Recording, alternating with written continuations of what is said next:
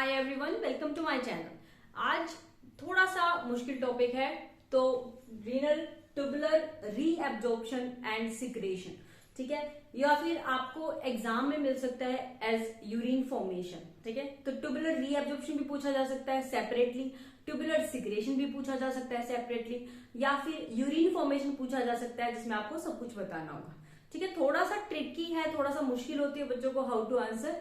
तो हम पहले समझेंगे यूरिन फॉर्म होता कैसे है और लास्ट में हम जानेंगे कि अगर एग्जाम में आता है तो हम कैसे लिखेंगे उसे। ओके, चलो शुरू करते हैं। Tubular reabsorption and secretion. Okay, तो बेटर यही रहेगा कि आप मेरे साथ साथ एक नोटबुक लेके बैठ जाएं और जो मैं ड्रॉ कर रही हूँ साथ साथ हाथ से ड्रॉ करने की कोशिश कीजिए। इस वीडियो में आपको यूरिन फॉर्मेशन क्लियर हो जाएगा अगर ऐसा करेंगे तो शुरू करते हैं। देखो, बेसिकली हम दो टर्म देखते हैं इसमें, एक रीएब्जॉर्प्शन और एक सिक्रेशन। पहले इसका मीनिंग समझना बहुत जरूरी है। तो रीएब्जॉर्प्शन होता है जब हमारे रीनल ट्यूबुल से ब्लड में कोई चीज जाती है, कोई सब्सटेंस जाता है, तो दैट इज रीएब्जॉर्प्शन। मतलब वो फिल्टर हो गया था बट फिर से वो रीएब्जॉर्ब कर रहे हैं, हमारी बॉडी प्रिजर्व करने की कोशिश कर रही है। सिक्रेशन होता है जब ब्लड से और हमारे ट्यूब्यूल में कोई चीज आती है, तो दैट इज सिक्रेशन, ठीक है। तो वैसे हम 3 वीडियो में रीनल फिजियोलॉजी शुरू कर चुके हैं ऑलरेडी। लास्ट वीडियो में हमने जाना था फिल्ट्रेशन कैसे होती है, ग्लोमेरुलस पे फिल्ट्रेशन कैसे होती है, तो हमने ट्यूब्यूल के बारे में हमें पता है ऑलरेडी। तो ये है हमारा ग्लोमेरुलस, ये एफरेंट आर्टीरियोल, ये इफरेंट आर्टीरियोल, बीच में कैपिलरीज हैं, ठीक है। तो हम एनाटॉमी पे फोकस नहीं करेंगे इस वीडियो में। ये हमारा बोमेन कैप्सूल है। Then we have PCT, proximal convoluted tubule, ठीक है। उसके बाद लूप ऑफ हेनले, ये डिसेंडिंग लिम्ब है, ठीक है, तो इसे बोलेंगे डिसेंडिंग लूप ऑफ हेनले, ठीक है। और ये असेंडिंग लिम्ब है तो इसे बोलेंगे असेंडिंग लूप ऑफ हेनले। अब लूप ऑफ हेनले में थिन सेगमेंट होता है, थिक सेगमेंट होता है ना, और उसके बाद वो कंटिन्यू हो जाता है एज, क्या बनता है वो कंटिन्यू हो जाता है as DCT, okay, distal convoluted tubule. Fine, हमें पता है कि डिस्टल कन्वोल्यूटेड ट्यूबुल जो है वो फाइनली बनाता है collecting duct. Collecting duct finally जो है वो लास्ट जो है हमारा यूरेटर में, जो किडनी में यूरिन बनता है, जो कैलिसिस में प्योर केयर कर दिया जाता है। ओके, तो ये तो थी एनाटॉमी। आज हम जानेंगे कि आखिर क्या क्या चीज और कहाँ कहाँ एब्जॉर्ब होती है। Basically tubular reabsorption and secretion में हमें क्या पता होना चाहिए, पहली बात कि कौन सा सब्सटेंस कहाँ रीएब्जॉर्ब हो रहा है या फिर कहाँ सिक्रेट हो रहा है, ठीक है। दूसरी चीज पता होनी चाहिए कि उसकी फिजियोलॉजी क्या है, कौन से चैनल यूज हो रहे हैं, वो कैसे एब्जॉर्ब होता है। और तीसरी चीज पता होनी चाहिए, अगर कोई चीज उसे इन्फ्लुएंस कर पाती है, कोई हार्मोन इन्फ्लुएंस कर पाता है, तो वो बेसिक आइडिया हमें होना चाहिए। तो बस यही चीज जाननी है हमें, तो थोड़ा थोड़ा देख लेते हैं फटाफट से। ओके ओके, तो ब्रॉडली अगर मैं बोलूं यूरिन फॉर्मेशन में क्या चीज कहाँ एब्जॉर्ब होती है, तो इसीलिए मैंने अलग अलग कलर यूज किया है ताकि हम बहुत अच्छे से जान लेंगे। आप देखो, अभी कॉम्प्लेक्स लगेगा थोड़ा सा टॉपिक, बट एक एक करके हम चीजों को बहुत सिंप्लीफाई कर देंगे। तो चलो देखते हैं। तो हमने ये पार्ट पढ़ लिया है, ये पार्ट है हमारा ग्लोमेरुलस फिल्ट्रेशन, हमने लास्ट वीडियो में पढ़ लिया है, लिंक नीचे डाल दूंगी, अगर नहीं देखा आपने तो पहले आप ग्लोमेरुलर फिल्ट्रेशन देखिए। तो यूरिन अगर फॉर्मेशन आता है तो ग्लोमेरुलर फिल्ट्रेशन जरूर लिखिएगा उसमें कि ग्लोमेरुलर फिल्ट्रेशन जीएफआर के बारे में आपको इंट्रोड्यूस करना है, प्रेशर अफेक्टिंग इट आप इंट्रोड्यूस उसमें करेंगे, ठीक है। उसके बाद बात आती है फिल्ट्रेट, हमारा यहां तक आ चुका है पीसीटी तक। ओके, अब पीसीटी में क्या होता है, तो पीसीटी में अब देखो ये एरो है ना, रेड एरो लगा रखी है मैंने, तो ये है रीएब्जॉर्प्शन। यहाँ पे ब्लड वेसल्स साथ साथ घूम रही है इसके, है ना, लोकेटेड होती है, तो यहां से रीएब्जॉर्ब हो रहा है। क्या क्या रीएब्जॉर्ब हो रहा है, 65% NaCl, सोडियम और क्लोराइड रीएब्जॉर्ब हो रहा है, 100% ग्लूकोज, यूरिया और अमाइनो एसिड, ठीक है, और अराउंड 90% बाइकार्बोनेट, ठीक है। ओके, तो सेपरेटली क्वेश्चन आ सकता है सोडियम का, रीएब्जॉर्प्शन और सिक्रेशन बताओ भाई। सिक्रेशन तो होता नहीं तो रीएब्जॉर्प्शन आएगा, ठीक है, तो आप सिर्फ सोडियम का बता दोगे। ओके, तो अभी ब्रॉडली देखते हैं होता क्या है। तो पीसीटी में ये चीजें होती हैं, पीसीटी में रीएब्जॉर्प्शन हो रहा है NaCl का, बाइकार्बोनेट का, ग्लूकोज, यूरिया और अमाइनो एसिड, लेकिन वहां सिक्रेशन भी हो रहा है, ठीक है। ये एरो जो है ये गलत लगा दिया मैंने। So this thing is secretion, ठीक है, नहीं तो ये रीअब्जॉर्प्शन हो जाएगा। ओके, तो सिक्रेशन इनटू ट्यूबुल, वो क्रेटिनिन सिक्रेट होता है यहाँ पे, H पॉजिटिव एसिड और यूरिक एसिड, ये चीजें सिक्रेट होती हैं पीसीटी में, ठीक है। अब लूप हम आते हैं लूप ऑफ हेनले की तरफ। डिसेंडिंग लूप ऑफ हेनले में सिर्फ वाटर के लिए परमेबल है, ये बात ध्यान रखना। कोई भी आयन आ जाए वो डिसेंडिंग लूप ऑफ हेनले उसमें नहीं लिखना, वहां सिर्फ वाटर रीअब्जॉर्ब होता है, सिर्फ वाटर जाएगा रीअब्जॉर्प्शन। ओके, जब असेंडिंग लूप ऑफ हेनले की बात आएगी तो उसमें सोडियम क्लोराइड रीअब्जॉर्ब होगा, and again I have used wrong symbol here, so potassium secrete होगा। ओके, पोटेशियम सिक्रेट होगा, तो समझ रहे हो आप, ट्यूबुल के अंदर जो चीज आएगी वो सिक्रेशन है, राइट, और NaCl रीअब्जॉर्ब हो रहा है। फाइन, अब बात आती है next DCT, distal convoluted tubule. उसमें क्या हो रहा है, उसमें NaCl एब्जॉर्ब हो रहा है, रीअब्जॉर्ब हो रहा है, कैल्शियम मैग्नीशियम रीअब्जॉर्ब हो रहे हैं और बाइकार्बोनेट रीअब्जॉर्ब हो रहा है। ओके, तो ये रीअब्जॉर्ब हो रहा है और सिक्रेट क्या हो रहा है, H positive and K positive, potassium और हाइड्रोजन आयन जो है वो सिक्रेट हो रहे हैं यहाँ पे, ठीक है। तो ब्रीफली डिस्कस कर रहे हैं, देखो अभी हमने डिटेल कुछ भी डिस्कस करना शुरू नहीं किया, हम पढ़ेंगे ये कैसे होता है, बट अभी के लिए आप ये जानो कि क्या रीअब्जॉर्ब हो रहा है और क्या सिक्रेट हो रहा है, ठीक है। तो समझ आया, पीसीटी में ये सब रीअब्जॉर्ब हो रहे हैं और ये सिक्रेट हो रहे हैं, ठीक है। लूप ऑफ हेनले में वाटर रीअब्जॉर्ब हो रहा है और असेंडिंग में NaCl रीअब्जॉर्ब हो रहा है और पोटेशियम सिक्रेट हो रहा है, ठीक है। डीसीटी में जो है हमारा, डीसीटी में NaCl calcium magnesium bicarb reabsorb हो रहा है और हाइड्रोजन और पोटेशियम आयन सिक्रेट हो रहे हैं, ठीक है। बच गया हमारा कलेक्टिंग ट्यूबुल। अब कलेक्टिंग ट्यूबुल में मोस्टली NaCl और वाटर रीअब्जॉर्ब होता है और यूरिया रीअब्जॉर्ब होता है, जिसे हम नेक्स्ट वीडियो में पढ़ेंगे, उसका मैकेनिज्म क्या है, अल्टीमेटली उसका फंक्शन क्या है, काउंटर करंट मैकेनिज्म जो हम पढ़ते हैं, काउंटर करंट सिस्टम, उसमें आएगा यूरिया का रोल, ठीक है। तो आपको अब समझ आ गया कि कहाँ क्या रीअब्जॉर्ब हो रहा है, इसीलिए मैं कह रही हूँ वीडियो को पॉज करो, एक कॉपी पेन लो और ये सब लिख डालो, ठीक है, ये आपको बहुत बेनिफिट करने वाला है। ओके, तो अब हम एक एक करके जानेंगे कि आखिर ये होता कैसे। फाइन, तो शुरू करते हैं स्टार्टिंग फ्रॉम पीसीटी। ओके, तो पीसीटी को मैंने यहाँ पे अलग से ड्रॉ कर लिया है, तो ये है पीसीटी, मतलब प्रॉक्सिमल कन्वोल्यूटेड ट्यूबुल। तो यहाँ कॉपी पेन उठा के बैठ जाओ, वीडियो को पॉज करो, एक एक चैनल आपको ड्रॉ करना है, ठीक है।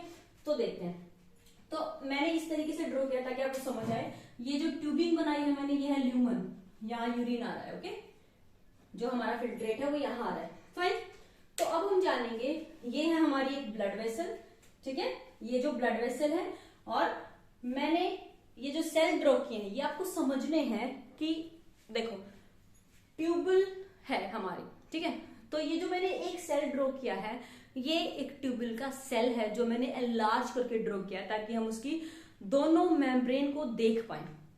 अब इसका क्या मतलब है, अगर ये एक ये ट्यूबुल है, ये इसका एक सेल है, एक सेल, तो किसी भी सेल की अगर हम बात करें, राइट, तो उसकी दो मेम्ब्रेन होती है, एक ट्यूबुल की तरफ मतलब कैविटी की तरफ, अगर हम ऐसे देखें कि एक ये ट्यूब है, अगर इसमें सेल लाइनिंग है जो, ठीक है, तो इसको अगर हम बड़ा करके देखें इस तरीके से, तो ये मान लो ट्यूबुल का ओपनिंग है, तो ये यहाँ भी लाइक स्ट्रक्चर मिलेगा, ठीक है। तो जो ट्यूबुल की तरफ होगी, कैविटी की तरफ होगी, इस मेम्ब्रेन को हम बोलेंगे एपिकल मेम्ब्रेन, ठीक है। और जो वेसल की तरफ होगी, ब्लड वेसल की तरफ, इसको बोलेंगे बेसोलेटरल मेम्ब्रेन, बेसोलेटरल मेम्ब्रेन, ठीक है। तो ये जानना है हमें। तो कुछ चैनल है एपिकल मेम्ब्रेन में जो वहां चाहिए, ट्यूबुल में जब हमारा फिल्ट्रेट फ्लो हो रहा होता है तो वहां से जो चीजें एब्जॉर्ब करनी है वो हमें एपिकल मेम्ब्रेन पे चाहिए, राइट, और बेसोलेटरल मेम्ब्रेन पे वो चाहिए जो ब्लड में जाने के लिए हेल्प करे। फाइन, तो ये हमें जानना है यहाँ पे। तो हम शुरू करते हैं, पीसीटी में होता है क्या बेसिकली। तो आप समझ रहे हो, ये ट्यूबुल है, तो ये वाली मेम्ब्रेन क्या हुई, एपिकल मेम्ब्रेन, और ये वाली मेम्ब्रेन क्या हुई, बेसोलेटरल मेम्ब्रेन। तो अलग अलग चैनल हैं, इसीलिए मैं बता रही हूँ, ध्यान से सोचो कि कुछ चैनल हैं, हमें जानना है कि एपिकल पे कौन से चैनल है और बेसोलेटरल पे कौन से चैनल है, क्योंकि वो हेल्प करेंगे अल्टीमेटली ब्लड तक ले जाने में सब्सटेंस, ठीक है। तो फटाफट से देख लेते हैं एपिकल में क्या है और वो कैसे एब्जॉर्प्शन में हेल्प कर रहा है, दैट्स इट, ठीक है। तो शुरू करते हैं पीसीटी। अब देखो, मैंने जानबूझ के एपिकल के सारे चैनल रेड से ड्रॉ किए हैं और बेसोलेटरल के चैनल सारे ब्लैक से ड्रॉ किए हैं ताकि आपको कंफ्यूजन हुई। तो शुरू करते हैं, तो यहाँ पे सबसे पहले पीसीटी में एक चैनल होता है जिसका नाम होता है सोडियम ग्लूकोज सिम्पोर्टर, सोडियम ग्लूकोज और सोडियम अमाइनो एसिड सिम्पोर्टर। ठीक है, फैसिलिटेटेड डिफ्यूजन में आप लोगों ने पढ़ा होगा कि ग्लूकोज का ट्रांसपोर्ट फैसिलिटेटेड वे में होता है, अमाइनो एसिड का ट्रांसपोर्ट होता है with the help of sodium. ठीक है, तो इस तरीके से सोडियम ग्लूकोज सिम्पोर्टर से ग्लूकोज और अमाइनो एसिड 100% यहीं पे रीअब्सॉर्ब हो जाते हैं। ये सारे के सारे पहले सेल के अंदर आएंगे, इस ट्यूबिंग का ये एक सेल है, पहले इस सेल के अंदर आएंगे और फिर इस सेल से सीधा एब्जॉर्ब हो जाएंगे ब्लड में। तो कोई स्पेसिफिक इन्हें चैनल नहीं चाहिए, ये डायरेक्टली एब्जॉर्ब हो सकते हैं। फाइन, अब दूसरी बात आती है और क्या होता है इसमें, एक चैनल होता है जिसे बोलते हैं sodium hydrogen antiport, sodium hydrogen exchanger भी बोलते हैं इसको, सोडियम हाइड्रोजन एक्सचेंजर, ये नाम होता है इसका। ठीक है, तो सोडियम एब्जॉर्ब होता है, उसके एक्सचेंज में H पॉजिटिव ट्यूब्यूल में आ जाएगा, हमारी पीसीटी में आ जाएगा। ठीक है, तो इसको हम क्या बोलेंगे, H पॉजिटिव सिक्रेशन। ठीक है, H पॉजिटिव आ गया हमारा ट्यूब्यूल में, सोडियम आ गया रीअब्सॉर्ब। अब ये सोडियम रीअब्सॉर्ब आ गया, इसे ब्लड तक भी जाना है, वो कैसे जाएगा, सोडियम हाइड्रोजन पंप है, सोडियम पोटेशियम पंप है, सोडियम चला जाएगा अंदर, इसके एक्सचेंज में पोटेशियम आ जाएगा बाहर। ठीक है, ओके। अब बात आती है कि H पॉजिटिव जो बाहर आ गया उसका होना क्या है। अब ये H पॉजिटिव यहाँ पे बाइकार्ब भी फिल्टर हुआ है, बाइकार्ब उसके साथ कंबाइन करेगा और बना देगा कार्बोनिक एसिड। ठीक है, कार्बोनिक एसिड जो है वो यहाँ पे एक हमारा एज यूजुअल कार्बोनिक एनहाइड्रेज है यहाँ पे, जो इसे कन्वर्ट कर देगा H2O और CO2 में। हमें पता है carbonic acid can break into, carbonic acid can break into H2O and CO2। ठीक है, अब ये H2 एंड CO2 ये ब्रेक कर देगी, ये जो है हमें पता है कि क्रॉस हो सकती है ना, पैसिवली डिफ्यूज हो सकती है हर जगह से, तो ये अंदर चली जाएगी इस सेल के अंदर, H2O और CO2 दोनों सेल के अंदर जा सकते हैं, वाटर और CO2 है वही। ठीक है, अंदर जाके फिर से कार्बोनिक एसिड बना देंगे, क्योंकि कार्बोनिक एनहाइड्रेज यहाँ है तो वो उन्हें तोड़ देगा, किस चीज में तोड़ेगा, H positive and HCO3 negative. Okay, ये HCO3 नेगेटिव है। अब यहाँ क्या होगा, अब ये H पॉजिटिव जो है ये यहाँ पे आपकी हेल्प करेगा सोडियम हाइड्रोजन पंप को काम करने में, तो H पॉजिटिव को फिर से बाहर निकाल दिया जाएगा, right. On the other hand HCO3 जो है वो यहाँ पे रीअब्सॉर्ब होता है, HCO3 इस पंप की वजह से, जिसे बोलते हैं सोडियम बाइकार्बोनेट पंप सिम्पोर्टर। ठीक है, सोडियम बाइकार्बोनेट सिम्पोर्टर। तो समझ आया, यहाँ पे HCO3 का जो एब्जॉर्प्शन है this is sodium dependent, sodium dependent. तो 90% हमारा HCO3 यहाँ रीअब्सॉर्ब हो जाता है, जो कि सोडियम डिपेंडेंट है। ये मैं क्यों बोल रही हूँ, क्योंकि आगे जो कुछ और है मेथड भी आएगा, क्लोराइड डिपेंडेंट भी आएगा। ये वाइवा में पूछा जाता है कई बार कि सोडियम डिपेंडेंट बाइकार्ब ट्रांसपोर्ट कहाँ होता है। ओके, तो ये हो गया हमारा पीसीटी की कहानी। पीसीटी में क्या क्या एब्जॉर्ब कर लिया हमने कर लिया ग्लूकोज, अमाइनो एसिड, सोडियम तो है ही है ऑब्वियसली, तो 65% सोडियम रीअब्जॉर्प्शन हो चुका है यहाँ पे, 90% HCO3 नेगेटिव हो चुका है, 100% glucose and amino acid. Urea हम नेक्स्ट वीडियो में डिस्कस करेंगे, इस वीडियो में डिस्कस नहीं करेंगे। और बाइकार्बोनेट आयन जो है उसका ट्रांसपोर्ट होता है यहाँ पे सोडियम डिपेंडेंट। ओके, तो आई थिंक अब वीडियो को पॉज कर लो फटाफट से, और ये जो चैनल है मैंने जिस तरीके से मैंने ड्रॉ किया ऐसे ड्रॉ करो, और आपको एक चीज लिखनी है इसमें कि एपिकल चैनल्स के नाम क्या है और बेसोलेटरल लेवल पे चैनल्स के नाम क्या क्या है। ठीक है, पीसीटी की हेडिंग बनानी है और इन दोनों को लिखना है। ओके, तो अब हम बात करते हैं, ये हो गया हमारा पीसीटी। अब हम बात आती है डिसेंडिंग लूप ऑफ हेनले की। डिसेंडिंग लूप ऑफ हेनले की हमें कुछ जानने की जरूरत नहीं है, वहां से वाटर रीअब्सॉर्ब हो रहा है। ठीक है, okay, then coming to ascending loop of Henle. Ascending loop of Henle जो है उसमें ये वाटर के लिए इम्पर्मेबल होता है और यहाँ पे इलेक्ट्रोलाइट रीअब्सॉर्ब हो रहे होते हैं। तो देखते हैं कैसे। तो यहाँ पे हमने देखा 25% NaCl रीअब्सॉर्ब होता है और पोटेशियम सिक्रेट होता है। ठीक है, तो फिर से करते हैं ड्रॉ। फिर से मैंने वही ड्रॉ किया है, ये ल्यूमन है। ठीक है, तो हमारा यहां से आ रहा है हमारा फिल्ट्रेट, यहां से जा रहा है। ठीक है, अगेन अब ये मेम्ब्रेन कौन सी है, फटाफट से पॉज करके लिख के बताओ कि ट्यूब्यूल के पास वाली मेम्ब्रेन को हम क्या बोलेंगे। ठीक है, और फिर दूसरे वाली को क्या बोलेंगे। ओके, हाँ, तो ये है ट्यूब्यूल, ये एपिकल सरफेस है और ये बेसोलेटरल सरफेस है जो कि ब्लड की तरफ है। तो अब यहाँ क्या होगा, यहाँ देखो रटने की जरूरत नहीं है, अगर आप 2 बार ड्रॉ करोगे समझ आ जाएगा। तो यहाँ पे एक अलग ही टाइप का सिम्पोर्टर होता है जो कि 3 आयंस को एक साथ एब्जॉर्ब करा सकता है इनटू सेल। तो उसका नाम क्या है, देखो पोटेशियम क्लोराइड एंड सोडियम सिम्पोर्टर। देखो ये पोटेशियम जो फ्लो कर रहा है फिल्ट्रेट के साथ, क्लोराइड और सोडियम, इन तीनों ही चीजों को एक साथ सेल के अंदर डाल देता है ये सिम्पोर्टर। ठीक है, अब पोटेशियम और क्लोराइड जो है वो तो हो जाते हैं रीअब्जॉर्ब सीधा। एक केसीएल पंप, एक और सिम्पोर्टर है जो कि पोटेशियम क्लोराइड सिम्पोर्टर है। पोटेशियम क्लोराइड सिम्पोर्टर की मदद से ये दोनों चले जाते हैं सीधा ब्लड में, सीधा रीअब्जॉर्ब हो जाते हैं। ठीक है, बच गया सोडियम, अब उसको ले जाने वाला भी कोई चाहिए। तो सोडियम जो है वो हमारा फेवरेट पंप है भाई, हमेशा हर जगह जो अवेलेबल मिलेगा आपको सोडियम पोटेशियम पंप। देखो पीसीटी में आ गया sodium potassium pump, loop of Henley में आ गया सोडियम पोटेशियम पंप, और मोस्टली सोडियम पोटेशियम पंप हमेशा बेसोलेटरल मेम्ब्रेन में ही होता है, क्योंकि उसको काम होता है बैलेंस बनाना हमेशा। ठीक है, तो सोडियम पोटेशियम पंप यहाँ पे आया है। इस सोडियम जो रीअब्जॉर्ब किया था हमने वो यहाँ पे रीअब्जॉर्ब हो जाएगा, यही करना है हमें, है ना। और पोटेशियम इसके एक्सचेंज में आएगा सेल के अंदर, और यही पोटेशियम जो है लीकी चैनल से आ जाएगा हमारा ल्यूमन के अंदर। ओके ओके, तो यहाँ पे लूप ऑफ हेनले में अगर मैं आपसे पूछूं कि क्या क्या रीअब्जॉर्ब हुआ भाई, क्या क्या सीक्रेट हुआ, तो साफ दिख रहा है सोडियम और क्लोराइड रीअब्जॉर्ब हो गए, पोटेशियम हुआ था लेकिन वो तो सीक्रेट हो गया, है ना। तो पोटेशियम सिक्रेशन होता है जैसा कि हमने यहाँ जाना, और सोडियम क्लोराइड रीअब्जॉर्प्शन होता है।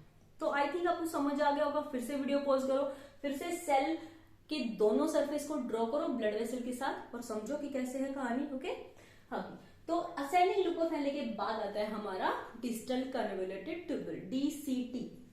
ठीक है, तो डिस्टल कन्वोल्यूटेड ट्यूबुल की अगर हम बात करें तो देखो कुछ चैनल ऐसे होते हैं जो स्टार्टिंग पार्ट ऑफ डीसीटी है, ठीक है, उसमें सिर्फ सोडियम क्लोराइड का रीअब्जॉर्प्शन हो रहा होता है, कैल्शियम मैग्नीशियम का रीअब्जॉर्प्शन हो रहा होता है, राइट। लेकिन जो लेट पार्ट ऑफ डीसीटी है वो बिहेव करता है कुछ ना कुछ कलेक्टिंग डक्ट जैसे। ठीक है, तो हम 2 तरीके से पढ़ेंगे। पहले तो हम पढ़ेंगे सिर्फ डीसीटी में क्या होता है। ठीक है, तो ये था हमारा असेंडिंग लूप ऑफ हेनले में क्या होता है। ओके, अब हम यहां पढ़ेंगे डीसीटी में क्या होता है, डिस्टल कन्वोल्यूटेड ट्यूबुल अकेले में क्या होता है। तो यहाँ पे फिर से बताओ मुझे, ये है हमारा ल्यूमन, ल्यूमन यहां से जाएगा वापस। ठीक है, ओके, तो ल्यूमन है तो ये सरफेस है एपिकल सरफेस और ये सरफेस है बेसोलेटरल सरफेस। तो ये सेम ही है बिल्कुल। ठीक है, यहाँ पे क्या है, यहाँ पे सिम्पोर्टर 3 को ले जाने वाला था, लेकिन यहाँ पे सोडियम क्लोराइड सिम्पोर्टर है। सोडियम और क्लोराइड दोनों जाएंगे सेल के अंदर, और सोडियम पहुंच जाएगा हमारा, रीअब्जॉर्प्शन हो जाएगी, और इन एक्सचेंज पोटेशियम सीक्रेट होगा ल्यूमन के अंदर। ओके, तो समझ आया, यहाँ पोटेशियम आ गया है हमारा और सोडियम एब्जॉर्ब हो गया है, क्लोराइड एब्जॉर्ब हो गया है। ठीक है, क्लोराइड जो है वो यहाँ पे लीकी पंप से चला जाएगा अंदर, क्लोराइड। तो अगेन आपको पता है क्या क्या हुआ है, सोडियम क्लोराइड हमारा रीअब्जॉर्ब हो गया है डीसीटी के अंदर। अब देखो, अब उसके अलावा जो है बाइकार्बोनेट हम बाद में पढ़ेंगे अभी। ओके, जो मैं बोल रही हूँ ना, लेट वाला कंपोनेंट जो है डीसीटी का, वो सीटी की तरह बिहेव करता है, वो हम पढ़ेंगे अभी कि कैसे होता है। बट यहाँ पे आपको जानना है कि सोडियम क्लोराइड 5% के लगभग जो है एब्जॉर्ब होता है डीसीटी। और आप ये देख रहे हो, ये यहाँ से दूसरा सेल शुरू हो रहा है, ये जो है ये बीच वाला सरफेस है 2 सेल के बीच का, जहां से कैल्शियम और मैग्नीशियम जो है वो पैरासेलुलर रूट से यहाँ एब्जॉर्ब होते हैं। पैरासेलुलर रूट, 2 सेल के बीच में जो लीकी एरिया है उससे कैल्शियम और मैग्नीशियम जो है वो रीअब्जॉर्ब होते हैं। ओके, तो समझ आया, हमने डीसीटी में पढ़ा है NaCl, कैल्शियम, मैग्नीशियम। बाइकार्ब अभी पढ़ेंगे हम, ठीक है, जो डीसीटी और सीटी का कॉमन है। ओके, तो अगेन पॉज करके डीसीटी का बनाओ, फिर से हम बात करेंगे। अब ये जो है स्टार्टिंग पार्ट जो है वो है हमारा डीसीटी और सीडी, कलेक्टिंग डक्ट और डीसीटी जो है एक जैसे बिहेव करते हैं, वो हमें जानना है कैसे। ओके ओके, तो ये हमारा ट्यूबुल है, ठीक है, ये ट्यूबुल है, यहां से यूरिन आएगा और यहां से वापस जाएगा। ठीक है, अब यहां से आएगा तो इस सरफेस को क्या बोलेंगे, एपिकल मेम्ब्रेन, राइट, और इसको क्या बोलेंगे जो ब्लड की तरफ है, बेसोलेटरल मेम्ब्रेन। ठीक है, ओके। तो अब जानते हैं हम क्या क्या होता है, राइट। अब यहाँ पे देखो, यहाँ पे रटने की बात नहीं है, यहाँ पे दोनों ही जगह सोडियम हाइड्रोजन एक्सचेंजर होते हैं। सोडियम हाइड्रोजन एक्सचेंजर सोडियम को अंदर लेके जाएगा और इसी सोडियम को, यही सोडियम हाइड्रोजन एक्सचेंजर नाम का ही पंप, दोनों सेम टू सेम है, यही अंदर ले जाएगा हमारा ब्लड में, ठीक है। अब यहां से जो हाइड्रोजन आयन है वो एक्सचेंज में तो जाना पड़ेगा इस फंक्शन को काम करने के लिए। अब ये हाइड्रोजन जो है सिक्रेट हो जाएंगे हमारे ल्यूमन के अंदर। तो H पॉजिटिव सिक्रेशन हो गया, समझ आया ये क्यों है H पॉजिटिव सिक्रेशन, ठीक है, ओके। तो H पॉजिटिव सिक्रेशन हो गया फर्स्ट थिंग। अब H पॉजिटिव जब भी सिक्रेट होगा हमारी बॉडी बफर का काम करने की कोशिश करेगी, जो बाइकार्बोनेट आया है उसको बफर करेगा। अब देखो एसिड बेस हमेशा जो है कार्बोनिक एसिड बनाएंगे, कार्बोनिक एसिड बनाएंगे तो यहाँ पे भी बैठा है कार्बोनिक एनहाइड्रेज, जो कि क्या करता है, इसको तोड़ देगा वाटर और कार्बन डाइऑक्साइड। वाटर और कार्बन डाइऑक्साइड का तो भाई नेचर है, वो आराम से डिफ्यूज हो सकती है, तो ये सेल के अंदर चला जाएगा। अगेन कार्बोनिक एनहाइड्रेज से फिर से तोड़ देगा H positive and HCO3 negative, ठीक है। अब बेसिकली कहानी क्या है, H पॉजिटिव को सिक्रेट तो होना ही है, बट ये CO2 HCO3 का एब्जॉर्प्शन करा के फिर सिक्रेट होगा। साइक्लिक नेचर है, H पॉजिटिव को अल्टीमेटली सिक्रेट होना है, बट HCO3 नेगेटिव को रीअब्जॉर्प्शन कराना है यहाँ पे, ठीक है। तो HCO3 नेगेटिव मैंने कहा था ना ये रहता है, अभी HCO3 नेगेटिव रीअब्जॉर्प्शन रहता है, तो ये HCO3 नेगेटिव रीअब्जॉर्ब हो जाएगा इनटू ब्लड, किसके एक्सचेंज में, यहाँ पे है ये क्लोराइड के एक्सचेंज में। तो बेसोलेटरल मेम्ब्रेन पे यहाँ पे जो पंप है वो है क्लोराइड बाइकार्ब एक्सचेंजर। तो क्लोराइड यहाँ सिक्रेट होती है हमारे सेल के अंदर, और H पॉजिटिव जो है वो चला जाता है इस सोडियम हाइड्रोजन एक्सचेंजर की वजह से फिर से ल्यूमन में। तो H पॉजिटिव सिक्रेशन हो गया, राइट, ओके। तो ये तो हो गया H पॉजिटिव सिक्रेशन, ये हमने पढ़ लिया, फाइन। अब इसके अलावा, ठीक है, इसके अलावा आप एक देख पा रहे हो जो DCT और CT है ना, ये बिल्कुल सेम टू सेम है। सोडियम हाइड्रोजन एक्सचेंजर है तो बेसोलेटरल पे भी वही है। ऐसे ही एक और आयन है सोडियम पोटेशियम पंप है, ऐसे ही बेसोलेटर पे सोडियम पोटेशियम पंप है, सेम टू सेम है। तो देखो कुछ कुछ आइडेंटिफिकेशन पॉइंट्स हैं जिसे आप याद रखने की कोशिश कर सकते हैं कि DCT में ये दो पंप जानने हैं हमें बस, और कुछ नहीं जानना। अब इसको चलाने के लिए हमें कार्बोनिक एसिड बतानी पड़ेगी। तो सोडियम पोटेशियम में सोडियम रीअब्जॉर्प्शन हो जाएगा, सोडियम रीअब्जॉर्प्शन यहाँ भी हो रहा था, यहाँ भी हो रहा है, और ये सोडियम चला जाएगा अंदर, एक्सचेंज में पोटेशियम को सिक्रेट होना है। तो समझ आई, पोटेशियम सिक्रेट हो गया और H पॉजिटिव सिक्रेट हो गया, यही पढ़ा था ना हमने, H पॉजिटिव और पोटेशियम सिक्रेशन, है ना। तो ये हो गया हमारा DCT एंड CT में। अब देखो जैसे DCT कुछ अलग बिहेव कर रहा था, अर्ली DCT, ठीक है, ऐसे ही CT भी कुछ अलग बिहेव करता है, CT के भी कुछ है भाई। तो उसमें क्या है, बेसिकली हमने सबने ही पढ़ा है कि CT में जो है पानी का एब्जॉर्प्शन, वाटर एब्जॉर्प्शन बहुत ज्यादा होता है। तो वो देखते हैं कैसे, ठीक है। अब देखो जो ये सेपरेटली जो मैंने ड्रॉ किया है, ये है सिर्फ CT की कहानी, यानी CD कलेक्टिंग डक्ट की कहानी। बेसिकली एपिकल मेम्ब्रेन में ही कुछ चैनल होते हैं जिनको बोलते हैं एक्वापोरिन, एक्वापोरिन, ठीक है। ये वाटर चैनल ही होते हैं जो कि वाटर का रीअब्जॉर्प्शन, फिर से एरो कलर ड्रॉ कर दी मैंने, वाटर का रीअब्जॉर्प्शन जो है वो ट्यूब्यूल से, फिल्ट्रेट से हमारा ब्लड में कराती है, ओके। अब कुछ कुछ अगर याद आ रहा हो कि हमने ब्लड वॉल्यूम मेंटेन करने के लिए या BP मेंटेन करने के लिए कुछ ऐसा पढ़ा हो, सोडियम रीअब्जॉर्प्शन कराता है या वाटर रीअब्जॉर्प्शन कराता है, कुछ याद आ रहा हो तो पॉज करके फटाफट से कमेंट डालो, ओके। हाँ, तो मैं बताती हूँ अब आपको क्या है। तो ADH आपने सुना होगा, ADH हार्मोन कौन सिक्रेट करता है भाई, फटाफट से पॉज करके डालो, ADH कौन सिक्रेट करता है। हाँ, तो ADH सिक्रेट करता है हमारा पोस्टीरियर पिट्यूटरी, यस, हाइपोथैलेमस से ही होता है, ऑल्दो पोस्टीरियर पिट्यूटरी सिक्रेट करता है ADH, राइट। ADH करता क्या है, ये और कुछ नहीं करता, ADH जो है वो स्टिमुलेट करता है हमारे एक्वापोरिन को। तो जब भी ADH सिक्रेट होगा एक्वापोरिन चैनल का नंबर बढ़ जाएगा एपिकल सरफेस के ऊपर, जिससे वाटर जो है वो रीअब्जॉर्प्शन बढ़ जाएगा, इसीलिए इसे बोलते हैं एंटी डायूरेटिक, ओके। डायूरेसिस नहीं होने देता, पानी को एब्जॉर्ब कर लेता है।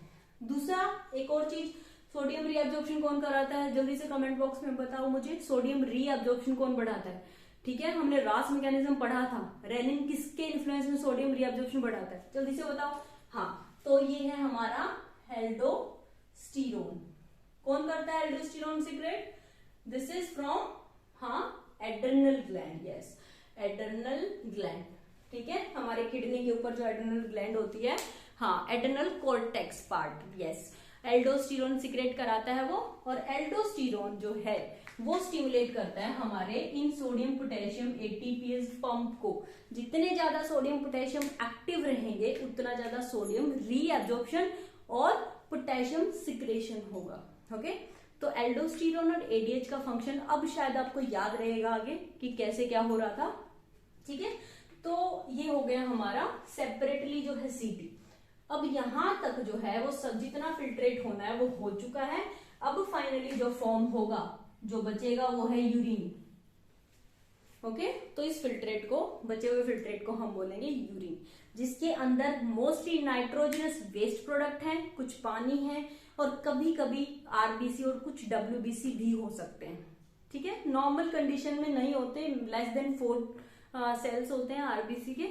तो इस तरीके से ये जो फिल्ट्रेट हमारा रेडी हुआ है यहाँ पे, this is nothing but urine. Okay, तो अब फटाफट से रिवाइज कर लेते हैं। आई थिंक आपको समझ आ गया है कि यूरिन फॉर्मेशन कैसे करना है।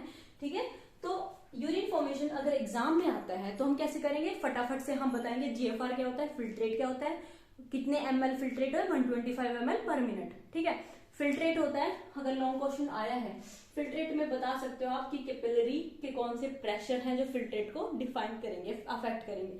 उसके बाद आप बताएंगे कि पीसीटी में ये रीअब्जॉर्प्शन होता है, ये सिक्रेशन होता है, यहाँ वाटर रीअब्जॉर्प्शन होता है और यहाँ पे NaCl रीअब्जॉर्प्शन और पोटेशियम सिक्रेशन होता है। डीसीटी में ये रीअब्जॉर्ब होते हैं और ये सीक्रेट होते हैं, सीटी में ये रीअब्जॉर्ब होते हैं। ओके, तो यहां तक आप ओवरव्यू दे चुके होंगे। फिर आप शुरुआत करेंगे कि पीसीटी में क्या होता है। पीसीटी हेडलाइन डालेंगे और एपिकल मेम्ब्रेन और बैसोलेटरल मेम्ब्रेन, एपिकल मेम्ब्रेन और बैसोलेटरल मेम्ब्रेन, इन दोनों के यहां से देख के चैनल के नाम लिख देंगे और ड्रॉ कर सकते हैं तो ड्रॉ कर देंगे। ठीक है, तो अब देखो, जैसे मान लो एग्जाम में आ गया सिर्फ सोडियम रीअब्जॉर्प्शन। ठीक है, तो आप क्या बताएंगे, अब इसी को देख के आप आइडिया लगाओ कि सोडियम रीअब्जॉर्प्शन कहाँ कहाँ हो रहा है। ठीक है, तो आप बताएंगे 65% सोडियम रीअब्जॉर्प्शन हो रहा है पीसीटी में। ठीक है, देन डिसेंडिंग में नहीं हो रहा, असेंडिंग में सोडियम रीअब्जॉर्प्शन 25%। ठीक है, 5% हो रहा है डीसीटी में और 5% हो रहा है हमारा सीडी में, कलेक्टिंग डक्ट में। तो 5, 5, 10, 25, 35 और 65, 100%। ठीक है, तो अगर आप चैनल्स भूल जाते हैं, it's okay, it's totally okay. आपका लिखने का तरीका ऐसा होना चाहिए कि जो मैंने अभी अभी इंफॉर्मेशन दी है आपको, वो आप ड्रॉ कर सकें और परसेंटेज डिफाइन कर सकें और ये बता सकें कि कैसे यहाँ होता है इन चैनल के थ्रू, यहाँ होता है इन चैनल के थ्रू। इसीलिए मैं बोल रही हूँ वीडियो को पॉज कर करके ड्रॉ करो और लिखो कि एपिकल पे ये चैनल है और बैसोलेटरल पे ये चैनल है। क्योंकि आप देख के समझ गए होंगे जितने भी एक्सचेंजर हैं, एक्सचेंजर चैनल है जितने भी, सारे के सारे एटीपी डिपेंडेंट है ना, एक्टिव प्रोसेस। कुछ लीकी चैनल है वो सारे पैसिव प्रोसेस है ना, और ये भी पैसिव है, ग्लूकोज अमाइनो एसिड सिम्पोर्ट है ना, फैसिलिटेड डिफ्यूजन है ये, राइट। ओके, तो इस तरीके से हम यूरिन फॉर्मेशन बहुत अच्छे से बता सकते हैं। आई होप आपको ये समझ आ गया होगा। वीडियो को पॉज कर करके अगर लिखोगे और एक बार और फिर से सुनोगे तो बहुत अच्छे से पॉइंट क्लियर हो जाएगा। ठीक है, नेक्स्ट वीडियो में हम मिलते हैं with one more difficult topic, counter current mechanism, जो कि बहुत बहुत ज्यादा इंपॉर्टेंट है और ये भी बहुत important exam point of view से। Thank you so much. कोई प्रॉब्लम है तो कमेंट कर देना और सब्सक्राइब कर देना अगर आपको मेरी वीडियोस पसंद आ रही हो तो। Bye bye, thank you.